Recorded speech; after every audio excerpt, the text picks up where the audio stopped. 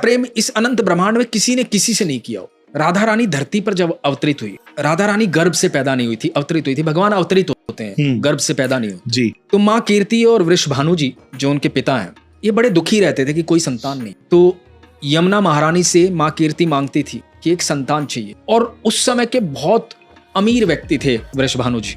बताया जाता है 11 लाख गायें थी उस समय। जिसके पास जितनी ज्यादा गायें होती थी वो उतना ज्यादा अमीर होता था।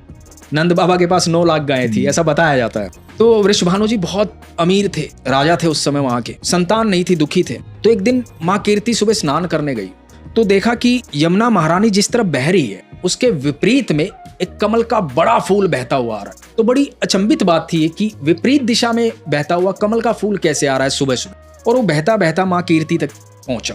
फूल के अंदर प्रकाश था।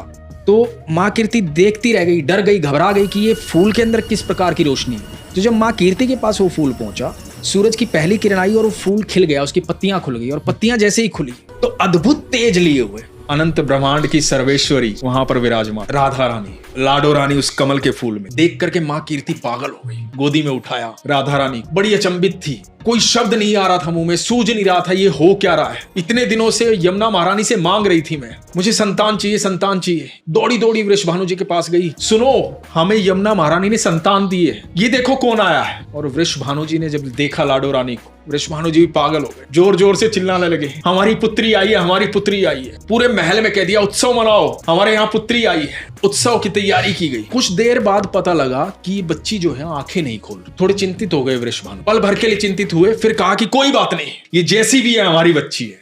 वैद्य को बुलाया गया, वैद्य से पूछा गया। वैद्य ने कहा कि आंखें खुली नहीं रही है, ऐसी ही रहेगी। वृषभानु जी ने कहा कि कोई बात, मेरी संतान है, जैसी है वैसी है, मेरी प्रिय है ये। और समय बीतने लगा। कहा जाता है करीबन 11.5 महीने के बाद यहाँ जेल में कंस के यहाँ, देवकी और वसुदेव के यहाँ अनंत ब्रह्मांड का मालिक धरती पर आता कृष्ण को लेकर के वसुदेव नंद बाबा के घर आते, नंद बाबा को सौंप। इधर जब नंद बाबा के यहाँ कृष्ण आ जाते हैं तो नंद बाबा उत्सव मनाते। बड़े उत्सव की तैयारी होती है कि मेरे यहाँ पुत्र ने जन्म लिया। तो उस उत्सव में न्योता भेजा जाता है वृषभानु जी को, अपनी लाडो रानी के साथ उस उत्सव में आते हैं। इधर वृषभानु जी, माँ कीर्ति और हाथ में छोटी सी बच्ची, और उधर पालने में झूलते हैं हमारे ठाकुर जी। तो माँ कीर्ति की गोदी में छटपटाती है लाडो, नीचे उतरती है, पहली बार धरती पर पैर रखती है और अपने घुटनों के बल चलती चलती पालने तक जाती है। और जब पालने तक पहुंचती है, वहां आंखें मूंदे ठाकुर जो लेटे हुए हैं। जब पालने पर लाडो रानी पहुंचती है तो ठाकुर जी की आंखें खुलती है। जब ठाकुर जी की आंखें खुलती हैं तो इधर लाडो रानी की आंखें खुलती है। मनी मन बात होती है कि इतने महीनों से इंतजार कर रही थी तुम्हारा। तो ठाकुर जी मनी मन कहते हैं मैं भी तो तड़प रहा था वहां वैकुंठ में यहाँ आने